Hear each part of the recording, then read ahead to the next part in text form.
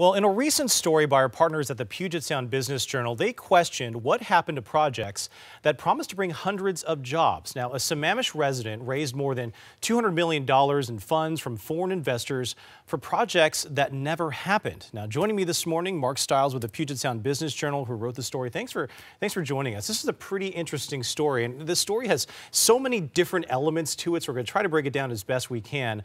Let's begin by talking about this law, talking about EB-5. For those that are not familiar with it, can you explain what it is? It's a program. It's a federal government program that Congress approved in 1990 as a means to create jobs. And it's a program under which foreign nationals can gain permanent residency into the United States through what's known as an EB-5 visa. Okay. And how they secure that is that they invest at least $500,000 up to $1 million and more into projects that are designed to create jobs. The lower threshold of $500,000 is for programs or developments that are in high unemployment areas. Okay, so this cover story, though, revolves around a man named Captain Hui Ying Chen, and this man promised really big development projects in places with high unemployment areas, for example, Longview, like you wrote in the article there. What happened here? Well, he went to Longview in 2013 with plans for a $200 million shipping terminal, marine shipping terminal.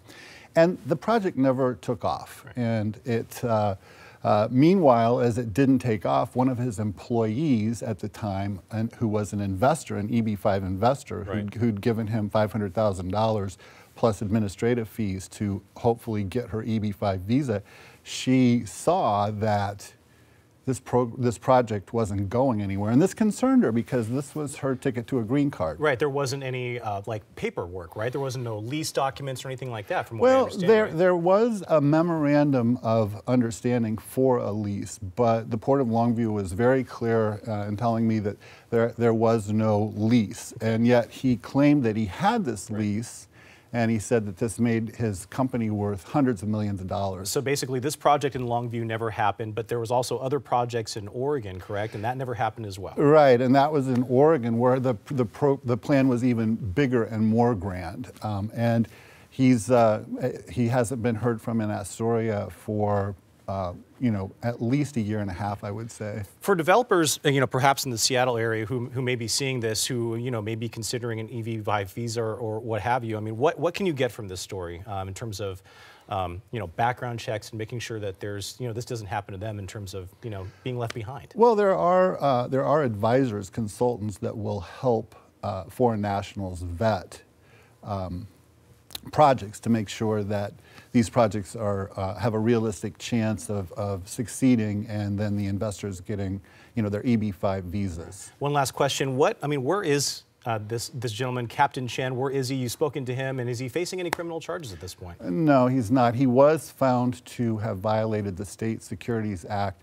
in a King County Superior Court civil case. Currently, he is still advertising his Astoria project on his website, and his regional center is still listed as an accredited center by the federal government agency that oversees the program. All right, Marc Stiles with the Puget Sound Business Journal. Just a fascinating article. If you haven't seen it, see it on the cover story, again, on the Puget Sound Business Journal. Thanks for joining us this morning. Thank you. Appreciate it. All right, we'll be right back.